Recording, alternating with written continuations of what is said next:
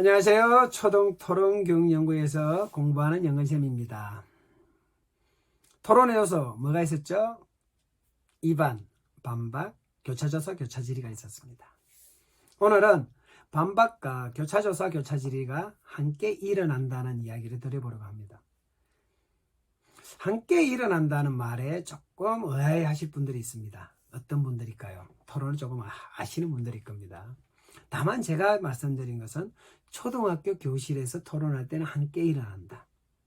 조금 더 넓히면 보통 때 우리가 말할 때 반박과 교차조사, 교차질의는 함께 일어난다. 그 이야기를 드려보도록 하겠습니다. 먼저 반박을 살펴봐야 되겠죠. 반박은 다른 말로 반론이라고 합니다. 입안, 입론과 마찬가지로 글의 형식은 논술문입니다. 마찬가지죠. 서론이 있고 본론이 있고 결론이 있습니다. 토론에서 반박은 굉장히 중요하죠. 상대가 내세운 입안을 하나하나 꺾는 것이거든요. 입안 꺾기라고도 하죠.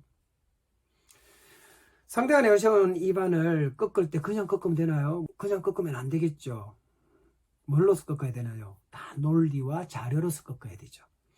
여기에 많이 쓰는 기법들이 있죠. 그래서 이럴 때 쓰려고 여러 가지 오류를 공부하기도 합니다. 근데 우리가 지도하는 초등학생들에게 오류까지 지도할 필요는 저는 딱히 없는 것 같고요. 어쨌든 반박은 상대가 내세운 입안, 그 주장을 하나하나 꺾어낼 수 있어야 됩니다. 어떻게? 논리로서. 그래서 논술문을 쓰는 거거든요.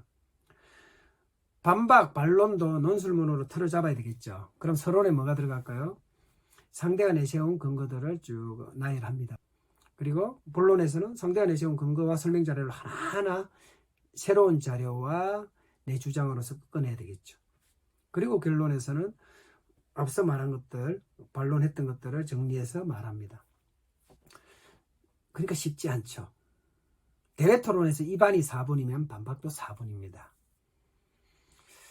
제가 우리 아이 토론을 하면서 주마다 토론하는 이 학생들도 반박은 어려워하더라고요. 그때 덧붙여서 고민한 게 그것이었습니다. 우리 교실에 있는 학생들이 반박을 할 수 있을까? 논리를 갖춰서. 이 친구들도 부담스러워 하는데 모든 학생들이잖아요. 그러면서 제 결론은 어렵겠다, 어려워하겠다라는 것이었습니다. 그러면서 반박을 빼보자라고 했고요. 초등토론교육연구에서 반박을 따로 넣지 않습니다. 그러니까 학생들이 부담이 없었습니다. 토론을 조금 하시는 분들은 바로 반론을 제기할 겁니다. 이것 또한 반박이죠. 뭐라고? 토론의 꽃은 반박일 수 있는데, 그리고 얼마나 상대의 주장을 잘 논리로 꺾는가가 얼마나 중요한 건데 그걸 뺀다는 게 말이 되나요? 라고 하실 수 있을 겁니다. 굉장히 정확한 지적입니다. 거기에 이제 제가 만일에 혹시나 직접 만나서 이야기한다면 이런 말씀을 드리고 싶어요. 그 시간을 따로 주니까 부담스러워 하더라. 다만 그는 반박이 일어나더라. 어디에서? 질문에서. 그럼 질문에 대한 말씀을 이어서 드리겠습니다. 토론에서는 질문을 뭐라고 하느냐 하면은 교차조사 또는 교차질이라고 합니다. 두 차이점만 좀 말씀을 드릴게요. 뭐 영어로는 크로스 이그제미네이션, 크로스 파이어라고 하는데 그건 중요한 것 같지는 않고요. 교차조사는 한방향 질문입니다. 제가 지금 영상을 보고 있는 선생님께 계속 질문을 하고 선생님은 대답하고 또 거기에 또 내가 질문하고 대답하고 이게 교차조사입니다. 또는 제가 주장을 했어요. 그럼 선생님이 저에게 질문을 하면 내가 대답하고 선생님이 저한테 질문은 또 제가 대답하고 이게 교차조사고요. 교차질의는 이런 겁니다. 서로 묻고 답하는 거예요. 제가 주장을 했습니다. 이어서 선생님도 주장을 했습니다.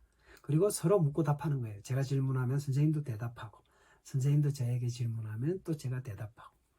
조금 차이점은 아시겠나요? 그래서 교차조사는 한방향 질문, 교차질의는 서로 양방향 질문입니다. 교차조사, 교차질이란 말을 교실에서는 잘 안 씁니다. 물론 입안이란 말도 잘 안 쓰고요. 그냥 주장이라고 한다고 했죠. 학생들에게 교차조사, 교차질의 형식을 갖추면서 질문을 시켜봤습니다. 그럼 예를 들면 교차조사 형식이면 이렇게 했죠. 찬성이 주장을 했어요. 그러면 반대편에서 거기에 관해서 질문을 하겠죠. 그래서 질문하세요 했더니 거의 대부분의 학생들이, 그리고 같이 우리 공부하는 초등 토론 연구에 거의 많은 선생님들께서 질문하지 않고 반박을 하고 있더라고요. 선생님은 초등학생에게 학원이 필요 없다고 생각하지만 초등학생들이 학교에서 모르는 내용들을 도움을 받아야 되는데 요즘 집에서 부모님이 그럴 틈이 없잖아요. 그래서 학원에서 물어볼 수 있죠 라고 하다 보니까 이거는 반박이죠. 상대의 주장에 관한 제 반박이잖아요. 그래서 마지막에 질문으로 연결시키죠. 어떻게 생각하세요? 저는 이게 자연스럽다라는 거죠.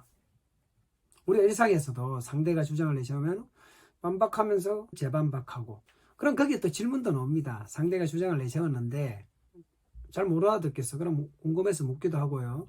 또는 그게 사실인지 좀 질문으로 따져볼 수도 있잖아요. 선생님 학원 다녀봤습니까? 라고 질문할 수도 있잖아요. 그러면서 논리를 펴가는 거니까. 그래서 교실에서 토론할 때 또는 우리 토론 모임에서도 이렇게 토론 실습을 할 때 질문하세요 하니까 그 속에 반박이 포함이 되더라고요. 그래서 반박 시간만 따로 주면 부담스러워 하는데 반박을 빼고 질문을 넣고 거기서 질문 시간에 반박 또는 질문하세요 하니까 반박하면 재반박하고 질문하면 대답하고 그렇게 자연스럽게 흘러가더라라는 것이죠. 그러니까 부담 없이 반박을 할 수 있게 됐거든요. 그 말은 무슨 말입니까? 토론에서 갖춰야 될 것들을 다 하고 있다는 것이죠. 토론의 효과를 그대로 보고 있다는 것이죠. 그래서 제가 반박과 질문을 함께 엮어서 지금 소개를 드리는 겁니다. 교과서에서는 이걸 반박하기란 이름으로 하고 있다고 이해하시면 훨씬 더 좋겠죠. 이번 시간에는 반박과 교차조사 교차질의 질문, 그러니까 반박과 질문이 함께 일어난다. 언제? 질문에서. 그래서 토론 형식에서 반박을 빼도 괜찮다. 질문에서 저절로 나오더라 하는 내용을 말씀드렸습니다. 고맙습니다.